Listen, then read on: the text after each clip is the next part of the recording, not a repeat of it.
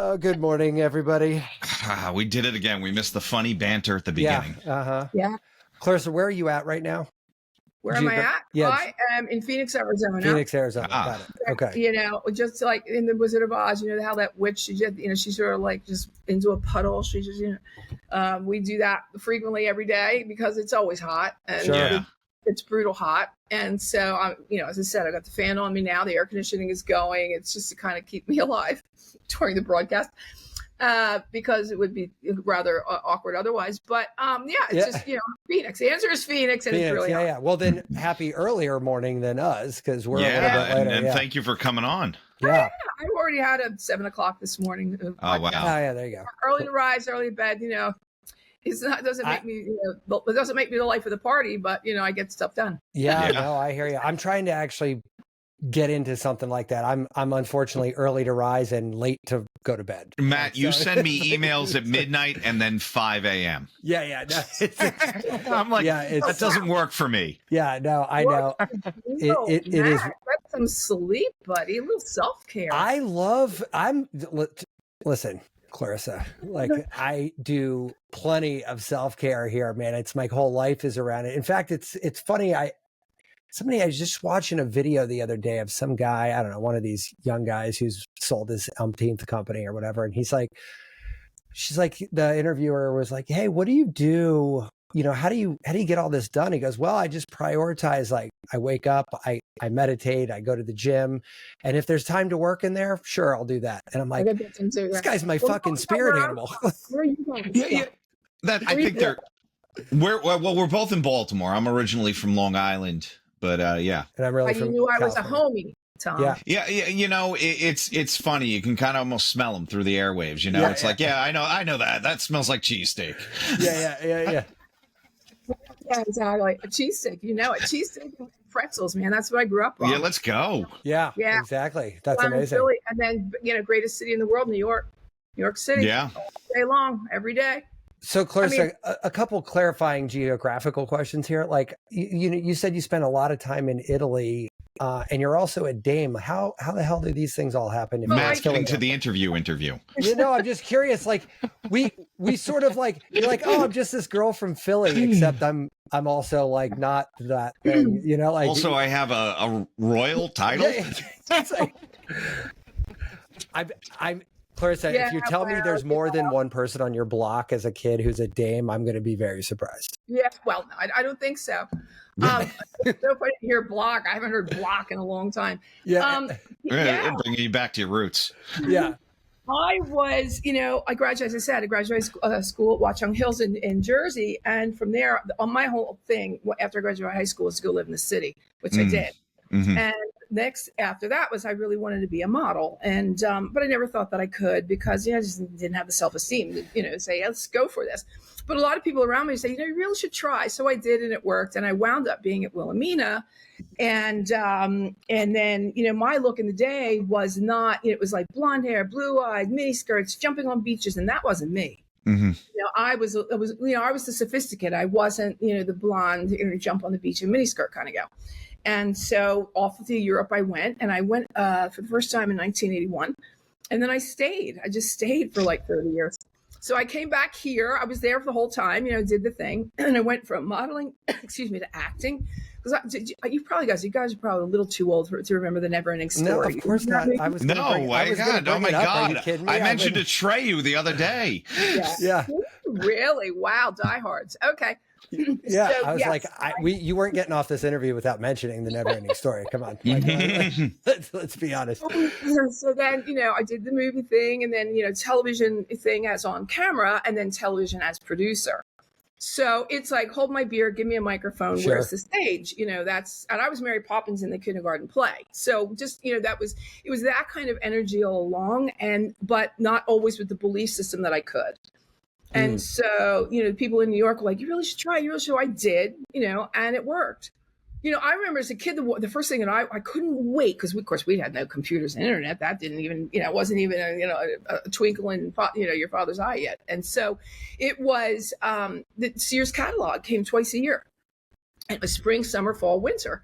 And that was my winner of the world. I was able to take a look at the fashions and the models and the makeup and the hair and the way they were posing. And that, as a 5, 6, 7, 8, 9-year-old, was kind of like my foray, if you will, into wow, I really want to do that. And the big 40s movies like the Ava Gardners and the Rita Hayworth were the two women that I was just you could blow me over with a feather every time I watched them, and their beauty. And so it was those were kind of the reasons why I knew that I wanted to do what I wanted to do. And then I did what I wanted to do, and that was really cool. And I hope I answered your question. No, I love it. You know what? I love it because somebody asked me years ago to write an instruction manual for yourself, right? It was a kind of a quirky little exercise, but I was basically like, he's got 2 fine art degrees. They ask him quirky stuff like that all the time. Right. I can't see you. I can see your wall just fine, but I can't see you, Tom. Me? Am I blurry? No, I can't see you. You're not in the lens. Yeah, that's fine. Am I not? Right. I see you. There you go. There you go. Really? Yeah, that's interesting. Yeah, there you go. Oh wow. So on my self-reflection, I was like, you know what? I'm going to be honest with you. If I get into something, I'm going to get into it real hard. I'm going to get good at it. And then as soon as I kind of get to wherever I thought was good there, I'm going to grab a t-shirt, take a selfie, and get the fuck out of there and do something else. You know what I mean? Like I'm not in these things for the long haul. You know what I'm saying? Lost you again, Tom. You're not. Well, I think it might be your computer screen because I'm dead centered there. Okay, cool. All right, I just don't see you, but it could be that. I'll change the layout and it'll mess us all up. Yeah. But yeah, I love your story so far because you're like, hey man, I'm just going to go to the next thing and just do it. Like I dig that. Yeah, I mean, I kind of knew after when I was doing Mary Poppins, and I blasted out the supercalifragilisticexpialidocious thing, and I got a a standing ovation. I was like, damn, I kind of like this. Yeah, this is kind of fun. Might be a little addicting. For the rest of my life. Yeah, I could also do this forever. Yeah. Absolutely. So, yeah. I mean, it's just been so darn much fun, to have the dream and then believe. The next step, obviously, is believe in yourself, believe in the dream, and therein lies the conundrum of, lack of happy, healthy self-esteem and what that means. So was that a struggle piece for you? It seemed like you were pretty effortlessly. Yeah. So yeah, especially with so many accolades, you would think that imposter syndrome is not you. Right. Well, I don't know that I felt like I was an imposter. Mm-hmm. Because once I did it, I knew I had nailed it. Let's just put it that way. Okay. But it was getting to the point of doing it that was really scary sometimes. I wanted to be a model, but as I said, I never thought I could. So it wasn't for the people in the industry in New York that were like, you really should try. And I was like, oh, I could never, And then they're like, but I really think you could. And I'm like, you really think so? So I really have to say thank you to the people that kind of, egged me on and prodded me forward. Yeah. So I couldn't even tell you who they are today. And they were really, left a lasting impression. Yeah, they really were a huge part of, of my saying, okay, hell with it, I'll just try it, And I did, and again, it worked, and it was phenomenal. It was just great, And then I acted, a little bit. We did a little bit of the acting thing, as I told you in the Never-Ending Story. Mm-hmm. It was really cool. So, do you have any questions about that? A formative movie for so many people. Such a good movie. And the memes are still all over the internet today. I know. I've seen that. And here's the other thing about it. I think I heard somebody said it was a movie that traumatized a generation. Yeah, oh, absolutely. It was the horse, right? The horse. The horse in the damn quicksand. And Atreyu couldn't get the horse out of the quicksand. Oh my goodness! Well, I'll tell you, I didn't even know that because that was the first movie, right? It wasn't in I was in the second movie. Yeah. And, so I never even saw the first movie. So when somebody said to me just a couple of years ago, "Oh man, that was the movie that traumatized a generation," I was yes, it was that scene that the boy couldn't save the horse, and young, it was really more a boys' movie than it was a girls' movie. Yeah. They definitely have that hero arc. Yeah, no doubt. And then the second one came along, and I just stole the kids' memories. And that was my whole gig is, get into Fantasia, and like steal your memories so you wouldn't remember your mother or your father and you would want to stay with me forever kind of thing. That one was fucked up too. Yeah, I gotta say, now that we're talking about it, that was pretty twisted. Yeah. Well, I was a mean queen, Am I like a sociopath that I don't have any of these reactions? I'm like, yeah, no, it was just a good movie. I don't know, man. I don't remember much of my childhood, but there's some scars in the brain there. Yeah, that's so funny. Yeah, There's a few little ones, no mass trauma, but like, that was messed up. Labyrinth too. Like that's another one. We shot that movie in Munich during the summer. You want to talk about hot and humid. Oh wow. My God. And the sound stages, of course, had no air conditioning at all. And it was brutal to shoot that movie. But it was, it was fun because I remember young Jonathan Brandis at the time, he was 12, 13 years old during that movie. And then Penny Morrison, who played Atreyu, still to this day is out in California, out in LA in the business. His mother's a big PR agent. And then, Jonathan, committed suicide years ago, which was really sad to see. It's very sad to see. I was actually just thinking that. I'm like, is he still around? I don't think he is. No. He wasn't even anyway. Yeah. But I have some great memories of making that movie. Just every morning up at 4:00 onto the set, 3 hours of makeup and hair every time I got into the Zaida costume. Hot, heavy, couldn't take it off to go to the ladies' room. That wasn't going to happen. There was the one scene, I don't know if you remember, where I paint on my face like this. I don't know if you guys remember that. I do not have that. I'm trying to recall. What is that? That was like 90 or something, right? 19, like late 80s, early. Okay. 90. And so at a certain point, I have no face when I turn around from the throne or something.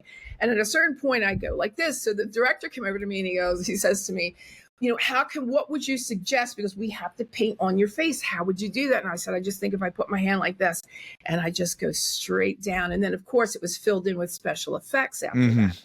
That having a nothing face on which to paint my, special effects face meant that I had to have a rubber sheath glued to my face for 16 hours. Oh. There were 2 little teeny holes in so that I could breathe. And I sat with that thing on my face, like 2 work shifts, basically. Ooh. Until we could get that scene shot. Yeah. And then, of course, everywhere I had to go from, makeup to set, from set to my, work room to the room to the ladies' room. I had to be walked everywhere that day. It was crazy because there were no computers. There was no CGI. Yeah. No CGI. Yeah, now there'd be like labor laws against it. Now they're like, we'll come get you when we're done. Yeah, right. Yeah. They're like, that's just a fun behind the scenes of what happened. Yeah, totally. Yeah. Now the intern's doing that on their MacBook Pro and in the trailer. Exactly. They don't even need the computer. They're just doing it on a phone. Yeah, right. Yeah, we totally. shot that in the summer of 1989, I think it was. Yeah. So Clarissa, let me. I have sort of a topical question for you, a personal topical question that kind of touches on this, and I think it speaks to a much broader, people outside of just my immediate circle. But my daughter is just starting a arts high school, literally this week, right? And one of the themes that I see there is a lot of these people, specifically girls, get into an environment like this where they see like the upperclassmen. It's very competitive. These are top of their field people from the area. And there is like this sort of like, shit, I am not good enough to be here. Yeah. And it's not just I'm not good enough to be here. It's I don't belong here. Like I'm a square peg in a round hole. Yeah. And I don't say that they're unable to see, but I think they quickly forget that the process to get there was very hard and they made it and other people did not. So like the way my brain processes that is like, okay, yeah, maybe I don't feel like I'm good enough, but fuck, I got here, man. Like I'm here and that's good. And that's foreshadowing for me because my younger one is probably on that trajectory too. Right. Yeah. Yeah. So like, how do you, I think it feels to me like this is a topic you've spent a lot of time kind of thinking about. Yeah. Right. I got a lot of things that come to mind really quickly. And that is number one, I think all of us at a certain point have felt like a square peg in a round hole at some point in our lives, because, self-esteem doesn't discriminate. Like, it hits everybody sooner or later. A lot of it is, of course, what we learn from home. That's like, the first hit is, what we're teaching our kids at home, and, the importance of, like being there for them and showing up. And making sure that we get these damn devices out of their hands, because, like, I was out yesterday morning and I'm going somewhere early in the morning, and there are these kids at the bus stop, and they're all COVID distance one from the other, and they're all sitting there and they're all on their devices. There was no social interaction at all. Now, I remember when I went to the bus stop, damn, we were, busting up and, talking to one another. And so we always started our socializing, before we even got to school. Sure. And that doesn't happen today. So the kids have to really, I think today, and look, I'm not a parent, and I'm not here to give parental advice, because I think it's one of the most difficult jobs of the planet. But what I will say is that we have to get these devices out of their hands at least sometime during the day. It's constant battle. It's constant. You gotta stop. It's just too damn much. It's never going to stop. Yeah, okay. It's just got to, I think, especially in the home years, and really in the teen years, is get the devices out of the hands. And that could probably be just, let's get back to the dinner table. And I know it sounds corny, but damn it, everybody put your devices up, TVs are off, we're in the kitchen, you chop the celery, you lay the table, you do whatever, and let's talk. Let's just interact, and I know it's hard with kids. How was your day? Good. Weird. Nothing. So I know that all of that is really difficult, but it doesn't. I don't think that it goes unnoticed, the fact that family is family. It's a soft place to land. It's a loving environment, or at least it should be. As difficult and as stressful as family can be at times, it's still a loving place to be. And get around that kitchen table. Everybody, let's have a half hour. Clean up together, do the thing, and then everybody goes back, check the homework and all the things. But I really think that we have to be very careful. 2 years ago, we had, during the Biden administration, there was the Attorney General, his name was Murthy, and he came out and he said, we've got a youth mental health crisis. And we're looking at almost 50% of our kids that are either depressed, anxious, thinking about committing suicide, or have committed suicide. And I know today they say unaliving. I'm old. I say suicide. Because it's the same thing, you're still the author of your own demise, right? And so I think that we really have to keep our ear to the ground and really start to, get the devices out of their hands, because they think, especially with the event about AI, guys, forget about it. Like, we are going toward a trajectory now where we're going to lose the human touch altogether. Like, we're losing it. Sex is going to be happening now with robots. So I really that's already happening. Yeah, that's already right. That's already a thing. It's crazy. Yeah, Well, go ahead and tell us about it, Matt. What do you know? It's funny. I'm a tech guy. Been to some trade shows. I'm a tech guy for largely my whole life, right? For better or for worse, right? Right. But when you were filming that movie, I was on an Apple IIc under the stairs in my house in California, clacking away, writing Oregon Trail in BASIC and fucking it up royally, but also like saying, hey, this is what the book tells me I should write, but maybe I could make it do this instead. Ooh, wouldn't it be cool if I could add this, or that I'd put these Easter eggs in where there'd be they'd say different things that were funny to me. And, they didn't call them Easter eggs back then. No. Yeah. I was like, oh, it's supposed to say, oh, your wagon went off the thing. And I'd be like, you fucked up, and I'd write stuff in there, and it was funny. So like my brain just sort of defaults to sort of technology first. And then like the very next thing is, how do humans want to interact with this? Whatever it is, right? It doesn't matter. But like, I have this innate ability to connect tech and human experience like immediately. Right. And as soon as I saw my first Ethernet jack and realized what that meant to the speed of it, I was like, this is going to revolutionize porn. And it wasn't necessarily that I was just a young college kid and interested in porn. Yeah, those were also true, but they're not mutually exclusive to the fact that, like, no, this is how people are going to use this. Well, this is how everyone's going to use it. Now we've got your 8-year-olds that are watching. Right. So they have way too much information, and their brains are not yet formed, or they're forming quickly, but they're not yet formed for all of this bombardment of what life is and what to expect. That's I think another reason why our kids are as shut down as we are. Plus, the kids went through COVID, and I don't think they ever really come out on the other side, kind of the way it was before they went in, right? No, there's definitely a lack of maturity. And I see that with my kids. And it's like, look, at 15, I didn't know shit either, but I feel like at least basic tasks were not. Yeah, but all of my friends all stole like one of the question there that Matt asked, and that is keep your kids close. Yeah. Closer. Make sure that you're keeping a really close watch on it. Make sure that you are doing, the regular physical, let's go camping activities or take a walk or whatever the heck you guys do with the kids, whatever. But it's really important that, that there's that humanality. Friday night, Netflix night, no devices. We're watching a movie together. We're cooking our popcorn. We're getting ready. We're snuggling in, and we're going to watch whatever it is. That you've got to get them off of the devices is really important. That's our halfway point, by the way. We actually started resurrecting these old shows that my wife and I watched when we were younger.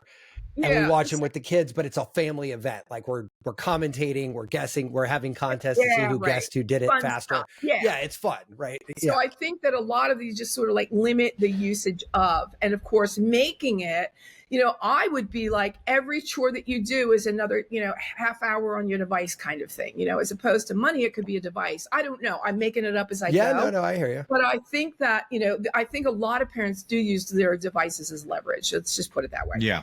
Second thing we need to be on the lookout for, and I was having a nice conversation with ChatGPT, and I'm like, like, buddy, what's the deal with like what, as far as personal development is concerned, what are we looking at in the next 5 or 10 years? Because if I'm going to go be doing my TED Talks, if I'm going to be running around the world talking about this, I don't want to talk about, personal development, 101. I want to know, like, where are we going to be? And the deal is ChatGPT is going to be able to start being your in-pocket psychiatrist.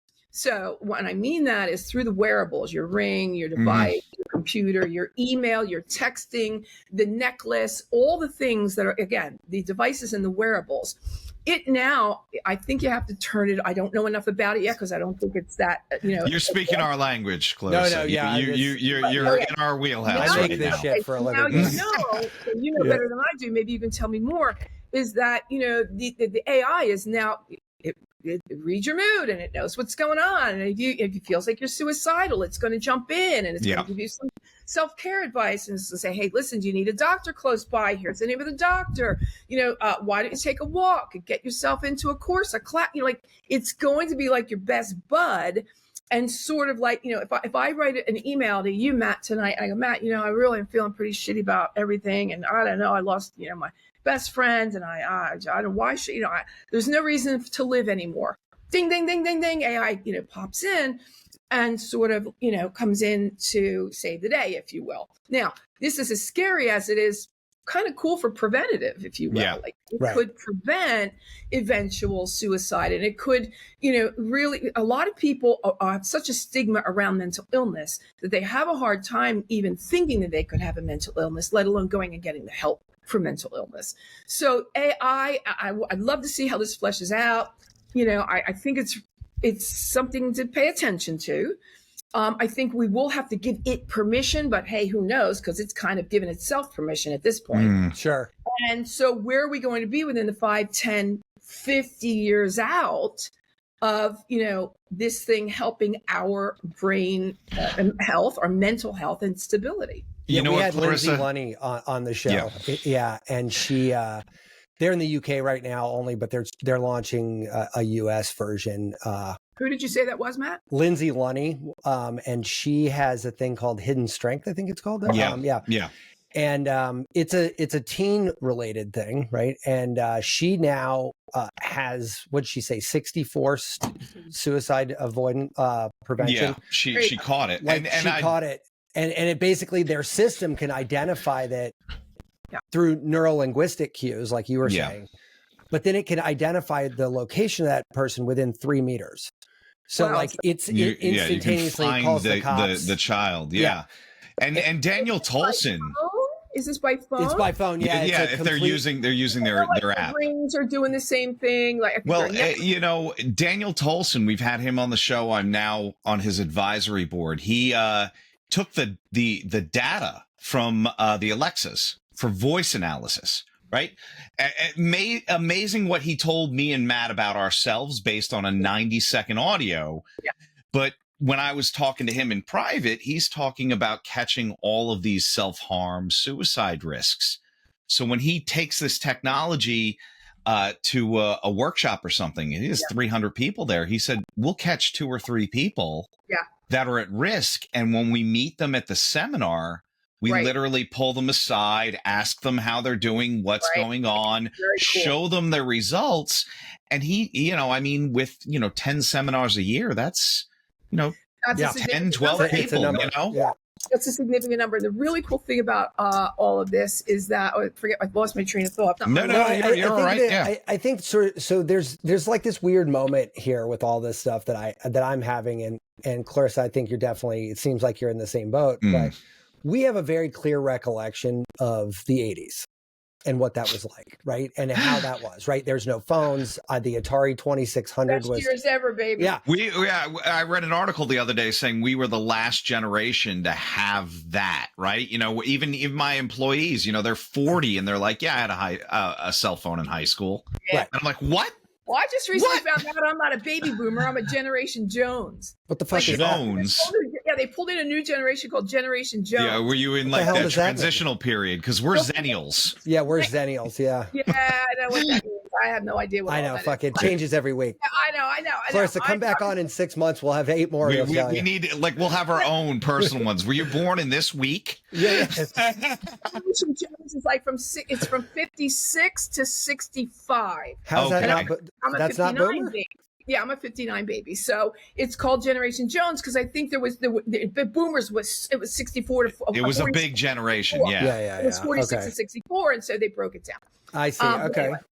So the other thing that I was going to say about this when we were talking before is that, so when we were talking about teenagers being, in such a, let's call it a risk, the risk group for depression, anxiety, and suicide, now it's the first group is men. Men have now superseded teenagers because, especially after COVID, because of job loss and just despair and desperation. And so, look, I guess what I'm trying to say is, self-esteem, as I said, it doesn't discriminate. It hits everybody sooner or later. Yeah. The idea of, veering everyone, my invitation is always to do the work. And that is personal development, self-improvement, self-esteem. When I was a kid, you guys may remember, we had 3 bookstores, Walden Books, Border Books, and Barnes & Noble. Yeah. And in the very, very back, there were no computers again. So, back in the corner of these bookstores, there was a little section and it was called self-help. Yeah. When you get into that self-help section, damn, there might have been 40 or 50 books in there. There were no more because it was such a small little section. Now, yeah, it's like half the store. Yes, yeah, 3 shelves. It's called the personal development section, and it's rows upon rows upon rows upon rows of personal development, self-esteem, self-improvement, all the things, and it's $1 billion industry. So just to go back to the point that we are always looking for solace, advice, guidance, a reason why, a way out, all the things that I think have plagued man since the Garden of Adam and Eve. But at the same time, a lot of people won't step up and do the work because it is kind of uncomfortable at times. Taking a deeper dive into yourself and the reasons why you are the way you are not fun things to do. When I was researching the books, my book, I came up with 2 things about me I didn't know. So I got a book by Rudy Simone called Aspergirls. Aspergirls. Cute title. I don't even think we're using that name anymore. I think it's autistic spectrum. It's not even, you're not saying Asperger anymore, which is right. Yeah. It's called Aspergirls because I don't know, there might be a scientific, definition. I don't know. But, when she gave that whole, I went check. And I'm doing the checklist and I'm checking every damn thing. And I'm like, damn, okay, there is. And I'll tell you, it gave me such relief and release and grace, if you will, toward myself about, everybody's you're such a pain in the ass to be around. Well, I'm sorry, I'm just wired this way. Right. And the other thing is a book by Dr. Elaine Aron, who's a PhD, and it's called Extra Sensitive People. And I could never understand why, like the bright lights or loud noises, you can't cook in my house because I can't stand the smells. And that also gave me the relief and the grace to go, okay, well then you're not such an asshole. You are just wired that way. I mean, I know I've got a great heart. I just didn't understand why like these things bothered me the way they did. And so my point being is that when you start to do the work on yourself, you also it opens up all kinds of doors of self-actualization and self-realization that are, they're kind of like really cool because you go, okay, I get it. And now I know why. And what needs to be, quotation mark, fixed. And how do I go about doing that? Right. And so that is why I'm a huge proponent reading as much as you possibly can about your self-betterment. Yeah, and I think you're onto that there, but I think you hit on the bigger problem a little bit ago, which is we live in a golden age of information, and if you want to get really woo-woo, we're just reinventing shit we already knew, but like that's another podcast altogether. But but like we're in this golden age of information, and like you said, I can have Chat GPT. We literally just talked about this morning on a client call. What does it mean to be good at your job when ChatGPT has a PhD in every topic ever? Yeah, right? exactly. So now it becomes like a question mark of like, no, it's not about knowledge acquisition. It's knowing how to ask the right questions. But here's the problem. Paradoxically, or rather the other side of that coin, in parallel to that, there's a bunch of people, you, me, Tom, definitely on that train, that are asking questions like fucking ninjas, like getting all this right stuff. And then there's a whole other side that says, like, I don't have to ask anything ever because whenever I need something, I'm just going to pull out my phone, I'm going to ask, and then I'm going to move through it. And then I'm going to spend... It's depth of free enterprise. I mean, I feel like... Well, it's like now I could spend the rest of my life just doom scrolling TikTok because that's more comfortable. Yeah. Which, by the way, I do. I would say... it's so addictive. How can you not? I do not do that. I have not done that. Look, man, if you guys aren't on Red Note, let me tell you. Listen to me. Stop. No, I'm telling you, man, I learned stuff. Sure you do. But I didn't do it. But go ahead. No, listen, I'm saying it takes a Herculean act of volition to not do it. I get that. I understand that. But like my son came in, he was going to go mow the lawn literally right before this show, right? He walks into my office, opens the door. He goes, "Are you going to record?" I said, "Yeah, I'm going to record." And while we're talking, he pulls out his phone and starts talking to somebody on Snapchat, whatever. And I'm like, I'm kind of looking at it as an academic exercise. So I wasn't saying anything, but he thought in his mind, he was having a very fluid two-way conversation, but it was like, oh, that's clearly interesting. Fractured. He was hearing me, but it was like on a time delay, right? It's like talking to the Mars rover, right? You're like, okay, I've got 6 minutes before I get a reply because that's how long the signal has, and that the thing that I find so disturbing about this is that he doesn't find that disturbing in any way, shape, or form. And if he was in a room with 10 of his friends, they'd all be communicating like this. Yeah. And so like the one side of my brain, the pragmatic side, says, well, if everybody's like this, then is it a problem? Or is it just me that's the problem because my frame of reference is different? Yeah, exactly. Exactly. Our frame of reference wants us all to be, but then when you fast forward, Clarissa, go to the boardroom when these guys are in their 40s, you can't sit around a fucking boardroom and communicate like that. Even if everybody wants to, like you can't actually accomplish anything like that. It's just not possible. So what's the answer? That's what we're all trying to figure out to the Stone Age. Well, you know what? Unfortunately, and this is a very unpopular opinion with people I talk to about this, but I'm going to say it anyway, is like, unfortunately, you have to be okay with a clear schism in society. There is going to be multiple tracks of humans, and it's, you said something earlier, right? You said unaliving versus suicide, right? Right. I'm not the one. I don't get caught up on pronouns or words. I could think about I could have an opinion about them, but I don't get caught up on it.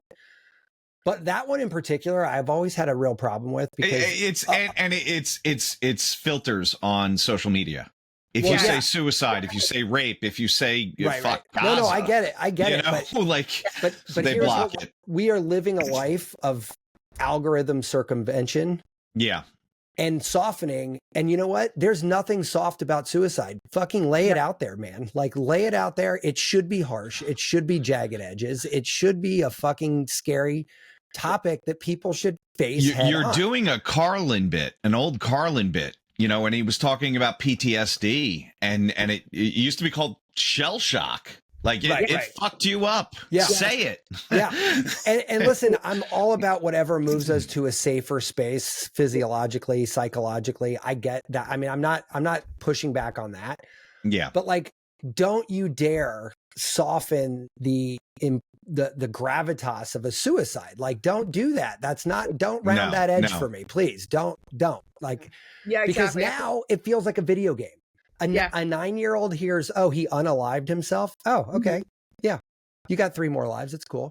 Like, no, it's not cool. There's nothing cool about that. Well, you know how many, my older one, who is, I mean, they're both bleeding hearts and I love that about them, has literally walked at least since 6th grade, 4 kids who've told them that they were committing self-harm and thinking of suicide to the guidance counselor's office. Yeah, I know.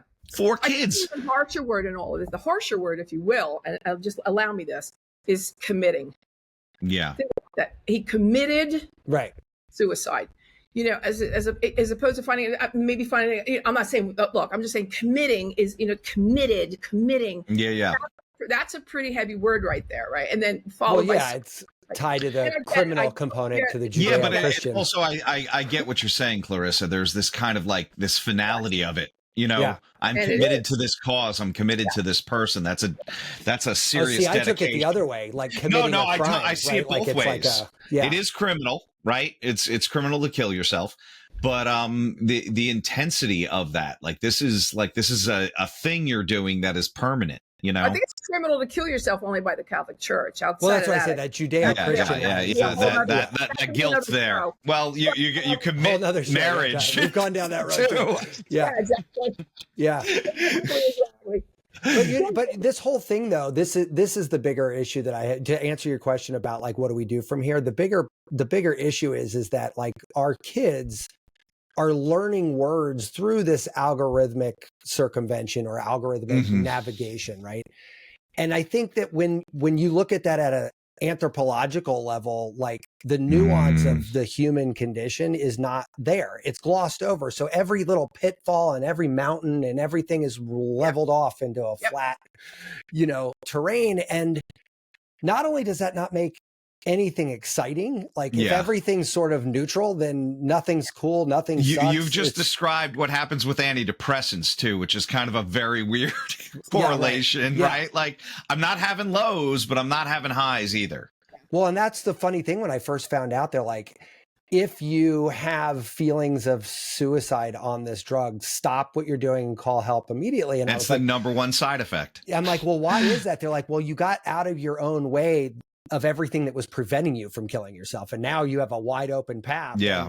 And I was like, I never thought of it that way. That's crazy how that works. But I guess there's no, I mean, and the refrain I keep giving with my kids, and I really don't know. I'd love to have a parental expert come on this show one day and kind of like talk through this. Cause I know every parent that I know struggles with this problem, right? Oh, of course. Yeah. But like, how do you sort of, when I was a kid, my parents were like, you shouldn't smoke. I love cigarettes. Like I smoked cigarettes. They were fucking wonderful. Right. And I told my kids this all the time. I'm like, if I didn't know it was going to absolutely kill you, I'd be chain smoking 5 at a time right this very minute. When I started smoke. And all I wanted to be was big. Yeah. Totally. Yeah, so you're not going to get around that part. I tell my kids, don't doom scroll TikTok. 5 minutes later, they're on their like 87th scroll. They're like, yeah, fuck off. I'm doing this anyway. Yeah. And I get it. I get that part, but like that prefrontal cortex problem is an issue, man. Like, I mean, if that shit isn't formed, these kids are making dumbass decisions like left and right. And that's fine if it's, stealing your dad's Playboy, but it's different if you're like, oh, unaliving like it just feels like it's like we've made a big difference, anyway, I digress. It's it goes wide and it goes deep, as I say, all the time. I say, talk about self-esteem, people go, okay, I get it, don't compare myself to anybody else. No, it's so much, right? You've hit step 1 or maybe step 0.5. I am enough, you are enough, we are enough, everybody's enough. I looked up one day the definition of enough, and it is only as much as is required. Oh, that's so funny. Just by Mary Poppins, enough is as good as a feast. And so just by definition, the word enough isn't enough. Is it really enough? Yeah. I didn't realize. It's funny. I never thought about that. So here's the deal. We don't say I am not enough anymore. We say I am so much more than enough. Oh, interesting. You know, those little semantical tweaks do make a big difference. It really does. Like, yeah, because NLP. What you tell your subconscious. Like, on dieting, right? Like, I can't eat donuts versus I don't eat donuts. Very different. You know what I mean? Like, those aren't the same things at all. Well, I love donuts. I'm just kidding. I fucking love donuts. Don't get me wrong, man. No, but what I'm saying is, why do we like the last two shows? We've just been talking about so much damn food. Yeah. But like, you know what? If you say to yourself, I can't have a cigarette, right? And you just want a cigarette, like, like that's it. It's almost like catnip. You're like, oh, now I want that thing I can't have. But if you're just like, no, I don't smoke. It's not like you're depriving yourself of anything. You just don't do it. Yeah, I quit that a long time ago. I quit it. Way over that. But I quit it forever ago. But here's the other thing that I like to leave about self-esteem, and that is when we go back to that whole, compare yourself to anybody else, because self-esteem 101. And so we always think about, the grass is always greener over there. Keeping up with the Joneses thing. The grass is always greener on the other side. Well, is the grass really greener on the other side, or is it greener where we water it? So, like, bring it back home. Don't worry about the Joneses are doing. Worry about your own shit. Start dealing with your own stuff.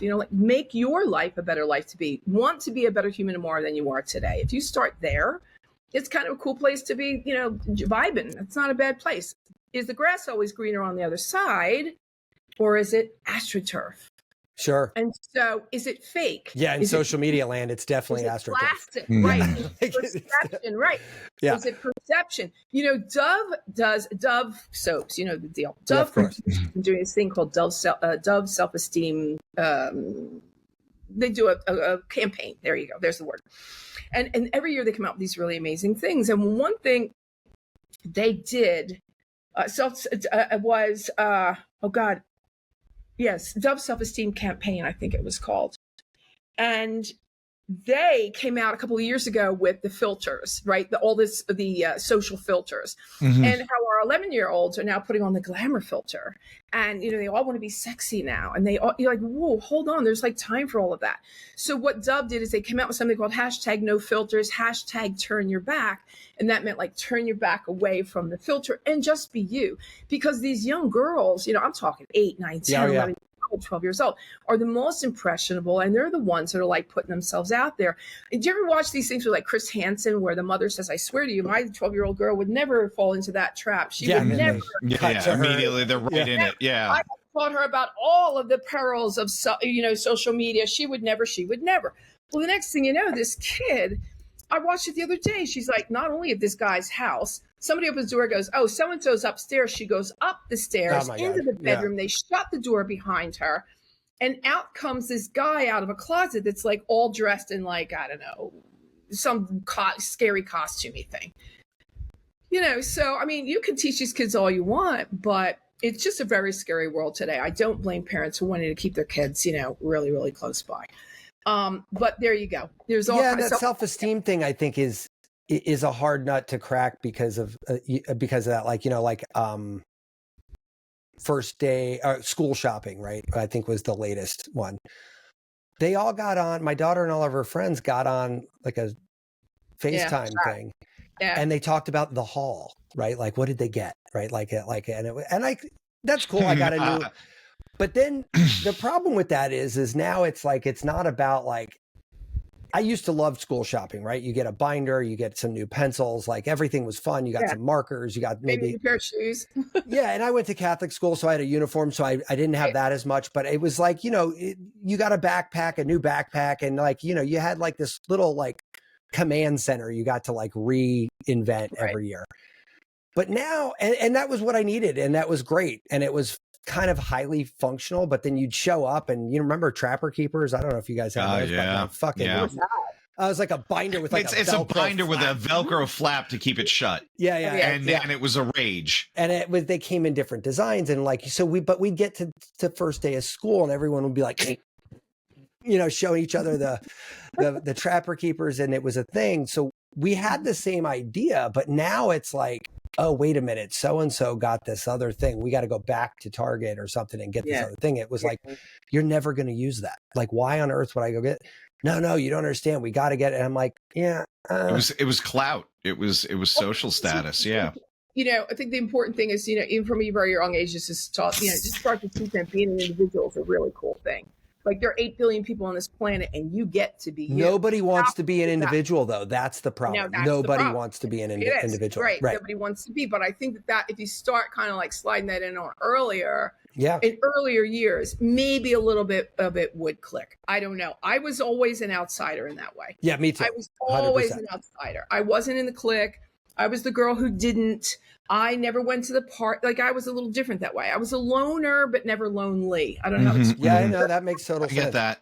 But I never went. Just like what everybody else was doing was really cool to me. Even when I was a kid, like I was in an elementary school. The kids would go out to recess. I was up in the kindergarten room helping the teacher mark the papers and read to the kids. And I was 8, 9, 10, 11 years old. They would never allow something like that today.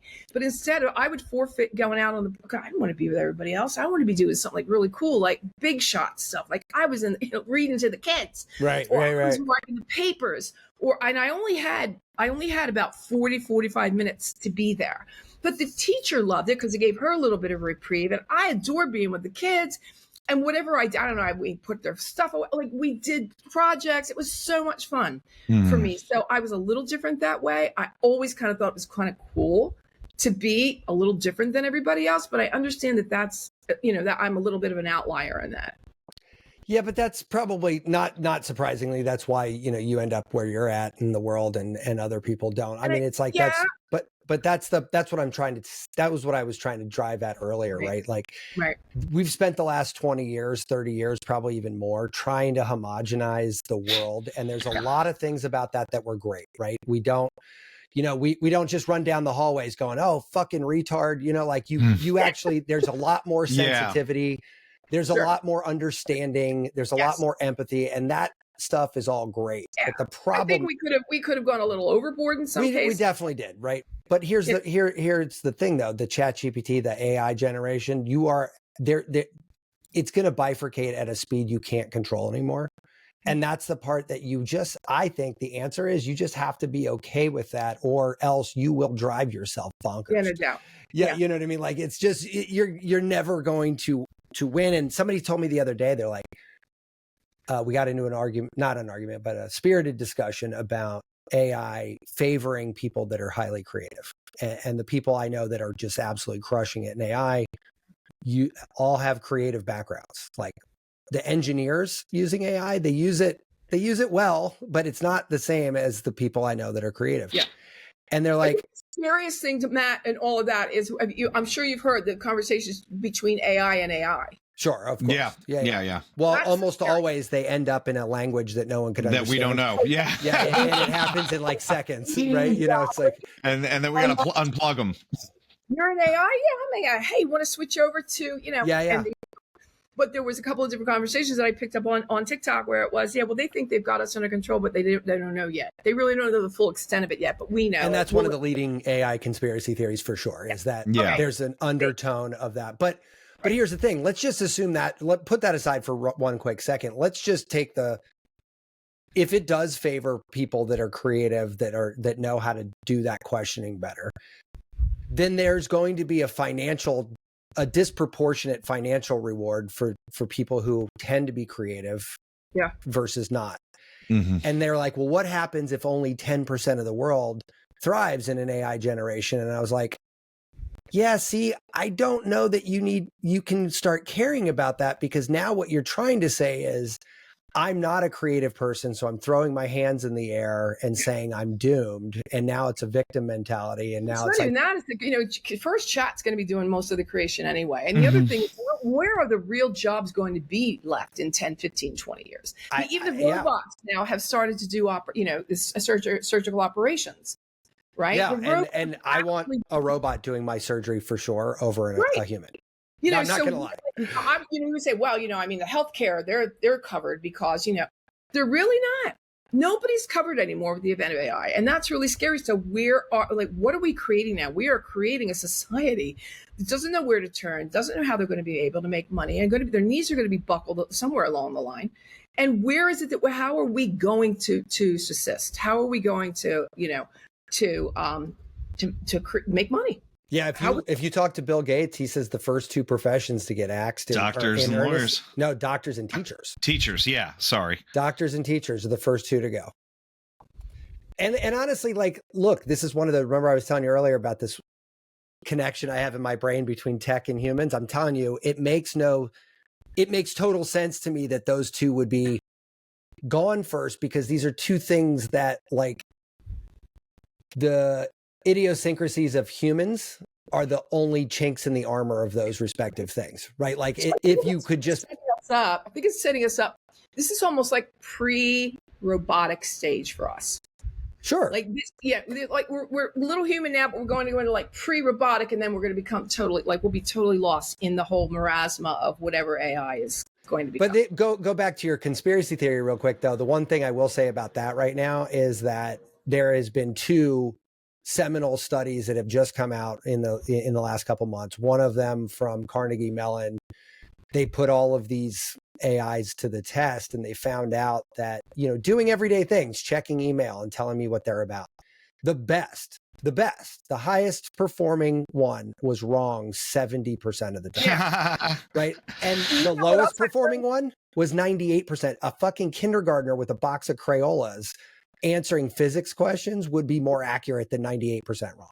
So do you know what I learned this week is that 48 or 42% of all the information pulled by ChatGPT is coming from Reddit. Yeah, of course. Which actually makes a lot of sense for a lot of things to be. Reddit? Yeah, because Reddit. Oh yeah, Reddit is Reddit's great. It's one of my favorite platforms. I don't know it. It's really good because it's what humans are talking to other humans about in a topic. Right? So you're not getting, like, if you're on there for, let's say, archaeology, no one's blasting you with propaganda about politics or something like that. Yeah, you're right. Yeah, and that does make a lot of sense. I think if you want to create a language model that understands sort of these nuanced questions, like, that totally is great. But like the second study that from MIT came out and said 95% of all corporation AI pilot programs are failing on every objective level right now. 95%. ChatGPT is going to start having a problem with self-esteem. Well, ChatGPT 5 was panned as one of their worst releases. I'm on it. But like, one of the bigger problems with that is, and Sam Altman's sort of like not the first, but I think he's the earliest in their timeline. Zuckerberg has obviously been to Congress several times and all this other stuff, right? But they had been around for a long time before they started to realize how much harm they were doing to the population. Yeah. So like, they had years and years and years of Goldilocks years, right? Where they're like, oh, fucking anything goes. It's cocaine and strippers. Yeah. Cared. And they didn't probably care. But you know what? I'm going to give them a little molecule of hope here and say that a lot of the first generation of algorithms, of which YouTube, Facebook pioneered, they just didn't realize the unintended consequence of that initially. They quickly found out and then doubled down, and that part we have to blame them for. But initially, they didn't really know that, right? It wasn't like day one, they're like, oh, we found out a way to fuck everybody into buying it. It sounds so much like cigarettes. I know we were mentioning that earlier, where it's like, we didn't know it was bad. Well, we kind of knew. No, we didn't. Yeah. No, we didn't know. Well, you know what? There's a funny. Going over to Italy, man. I used to go to the doctor in Italy, and I'm talking back in the 80s, and you walked in, and the doctor was smoking. Yeah. Well, you know what? 4 out of 5 doctors prefer, There was a really funny skit by a comedian in the 80s named Rick Dukeman. He's like, talking about that. He goes, when I walk into how do you not know cigarettes are bad for you? He goes, when I walk into a hardware store and I pick up a hammer, I don't need a label that says if I smash this against my fucking head, it's going to hurt. It's like, and I'm like, yeah. But like, algorithms aren't like that, right? You can't look at an algorithm and say, yeah, this looks dangerous, right? Like, you can measure the results, but that takes a minute, right? I had this argument about nicotine in general. Tom, you had me go back when you said that really quickly. Sorry. Yeah. Go ahead. You go back the Carlin seven bad words you can't say on Bad words. Yeah. That was it, right? And then remember the Cheech and Chong album when that came out? Oh my God, yeah. George Carlin's. I mean, I and what's funny, my 17-year-old like loves George Carlin. Yeah, I think it's hilarious. I mean, that's the thing. Even his political, let's call them observations, were so on point, right? Yeah. And everybody's laughing, but no one did a goddamn thing about it. No, it's like the message you guys agreed with it. You didn't do shit. It's all the same. Yeah. Well, the comedians now aren't much different. They're self-deprecating around, like, one woman was like, "Oh, if you laughed at that joke, you have serotonin. Congratulations." And I'm like, wow, like that's but even and I was watching, Jon Stewart was talking about, because he knew George before he passed, and he said, everybody started to say he was getting cynical. No, he was disappointed. Because his jokes were meant to, like, I'm trying to show you that this is wrong, and this is where we could be. Yeah. And we're just at the extrapolation of that. He's like, yeah, no, that was all right. Like, we're fucked, and we did it to ourselves. Yeah. And so, Clarissa, going back to I just want to make sure we draw this back to the self-esteem thing, and I think honestly, there's a lot of, like, this touches, it's like the hub of a wheel, right? Like self-esteem. And I don't think I thought of it like that. But over the last, I don't know, couple years, maybe it's a product of my kids growing older. Maybe it's a product of my deepening knowledge of health in general because of this show. But like self-esteem really does seem to be sort of a hub of which all these other things kind of come off of. I don't know if I'm oversimplifying that, but it feels. No, I really think it's a great call. I think the most important part is, if we have to say a few things in closing, and that is, self-esteem doesn't discriminate. Sooner or later, it's going to hit you. If your life ain't working out for you too well, there's got to be a reason. Figure it out. Get yourself. There's no reason why between the bookstores, Amazon, documentaries, groups, meetups, all the things that you can find the help that you need. It's right there. It's at your fingertips. And is it going to take a little time? Yeah. Is it going to probably be a little uncomfortable? Yeah. Get ready for that, because there's no getting around that. Yeah, there's no getting around that. Take that deeper dive. But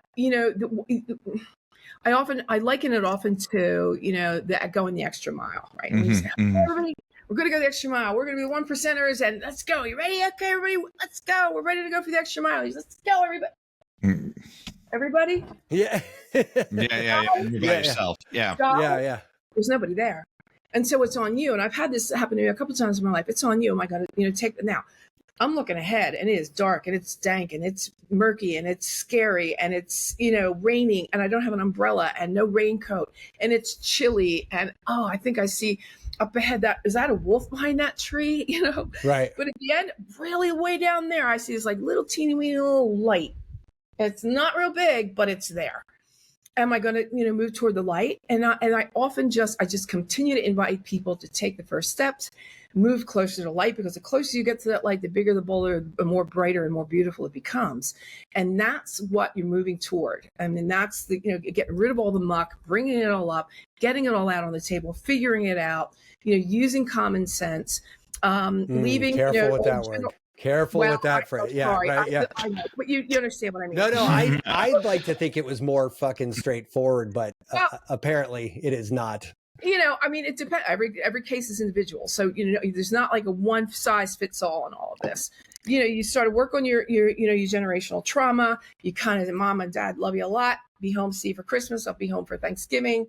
But what isn't serving me anymore isn't serving me anymore, and now it's on the meat, because the toxic stops here. Right. And so that's on that. And that's where you start to reparent. You reparent yourself. And this is where you take, the life by the cojones, and you say, okay, I'm doing this and I'm good. Right. And every step you take, it's just a building block, and it's a fabulous feeling. It'll be a little comfortable sometimes, but do it, because it's well worth the work. Right.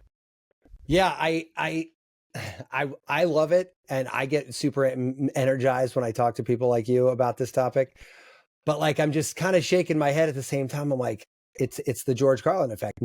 There's so many people not listening to this stuff, and it's frustrating at times because it is such pull out the energetic vibrational scale. It was Stephen Hawking's that came out with this energetic vibrational scale. And we've mentioned him quite a few times, actually. It's really cool because at the very bottom of this, the vibrational scale is like shame and guilt and apathy and grief. And then it goes all the way up to like joy and peace and enlightenment. And I'm telling you, on any given day, I can kind of gauge like where I am, vibrationally. And it's really it's a cool place to be. Yeah. Energetically and vibrationally to figure out like where am I? Like, and by the way, do you guys know about the Schumann resonance? Yeah. I think we just talked about that. Give us what was that? Was that Sean Callahan? It was Sean Callahan. Yeah. Have you seen it just this last 4 days? It went black. There's so much stuff bombarding. Yeah. Energetically. It went black. It's not like even reading anymore. Like I think it's starting to re-blip again. But people are wondering why they're feeling headaches and anxiety and depression and sleep problems. It's like affecting us because we are energy. We're all energy, right? Everything is energy. Why it's affecting us the way that it is. So when I talk about like tracking yourself with an energetic vibrational scale, it sounds woo-woo, but it's not. And so it's a way of gauging where I'm at, where I need to be to keep myself at a certain vibrational. I like to be at the top 1/3. My feet, my bare feet are on a grounding mat. So are mine. Yeah. I'm just like, I've got one in bed and I've got one at the bottom of it. I've got my PMF mat in my bed. Like, and I got that. Yeah. I mean, you guys are dialed in. You're dialed in. My kids have been doing this for a while. They come downstairs in the morning and I've got a red light in my nose. I've got a Muse headband on. I'm on a Beamer mat, PMF, and I'm stretching. And like the other day, my daughter comes down and I'm like doing a yoga stretch with my feet over my head, touching the ground. And my nose is red. And she's like, okay, hi. How are you? Like, the fuck is dad doing? That's my dad. Yeah, that's my dad. Yeah. And if I hear like, my kids have sleepovers, they sleep in the basement and I'm in the family room right above that. So if I hear people coming up the stairs, it's like anti-embarrassment mode. I like rip the light out and like everything. I go the other way. I have hoochie daddy shorts and I'm like, those are coming out. Those are coming out. Yeah. That's hilarious. Yeah, no, I'm with you, man. It's a whole, we actually had a guy, Sean Callahan, on the show who has a whole showroom of like med beds, crazy med beds. And they're all vibrational stuff. It's all energy healing. Though. Not all of them. I mean, he's really like, he had that one wand he was talking about that, like, if for home use, it's an investment. It's $350 or something like that. But if you're going to get a lot of use out of it, if you're a chronic illness person, if you have chronic Lyme or something like that, it could be one of your best investments. Because if you just keep going through, regular doctors, it's I can't tell what's wrong with you. You must be made up. Yeah. It's a shame. I hear you. Well, guys, you'd be here all day. It's been fabulous. Listen, I love. Look at this. Clarissa, we've got a guest that's closing up for us. She's Jesus bringing Christ. It to an end. It is amazing. Gone over the hour. Oh, don't. Honestly, I want to do the least amount of work possible, Clarissa. Listen, please, you. Next episode, you just do that for us. That's totally cool, man. So, where do we send people, Clarissa? I want as many people to find. What do you want to possible. promote here? That's sweet. Everywhere except Snapchat. I don't even know what the hell that is. But I love it. Fucking love it. You're like my spirit animal. Yeah, no. Snap what? Fuck off. I have no idea. I tried, and then I'm like, no, this seems dumb too. Yeah, this also seems dumb. Yeah, and I'm kind of like worried about what's going to be happening to TikTok coming up here soon. First of all, they screwed it up when they took it offline and put it back. Oh, that was fucking propaganda.